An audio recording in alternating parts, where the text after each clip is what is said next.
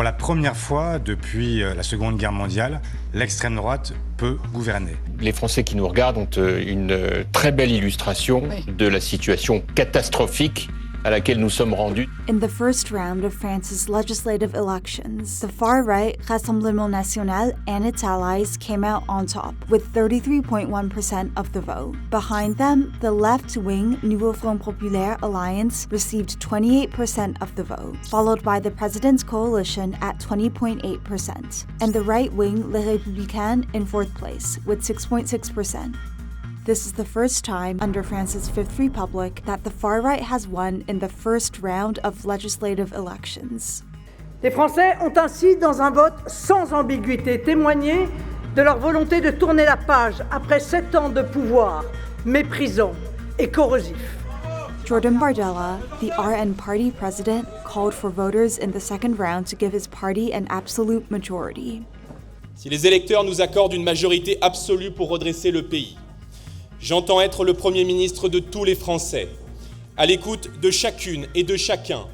J'entends être un Premier ministre de cohabitation, respectueux de la Constitution et de la fonction du Président de la République, mais intransigeant sur la politique que nous mettrons en œuvre au service de la France et au service des Français.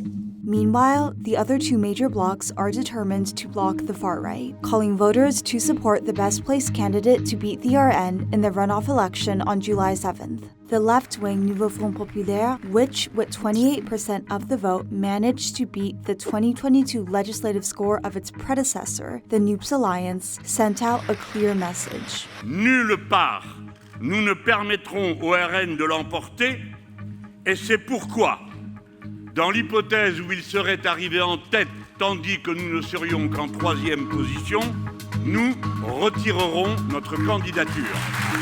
Nous retirerons tous nos candidats dès lors qu'il y a un risque de faire élire un candidat du Rassemblement National. For the president's camp, after another disappointing result of only 20.8%, the president and prime minister addressed voters. First, Emmanuel Macron, in a statement to the media, called for a broad mobilization in the second round of voting against the Rassemblement National. A few hours later, PM Gabriel Attal reiterated the position of the presidential camp.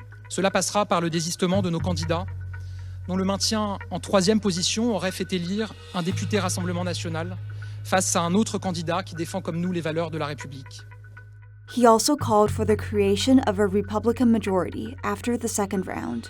La situation est claire. L'enjeu de ce second tour, c'est de priver l'extrême droite d'une majorité absolue en construisant une assemblée où nous pèserons suffisamment pour bâtir entre forces républicaines des majorités de projets et d'idées. Finally, the statement from right-wing Les Républicains gave no national instructions, leaving the French to express themselves according to their conscience. The first round of the legislative elections was marked by a high turnout. 65.8% of French people cast their ballots, a figure not seen since 1997. In Paris, the evening ended with a gathering of left-wing parties, with speeches by politicians including LFI leader Jean-Luc Mélenchon. Several hundred people then demonstrated in the streets of the capital.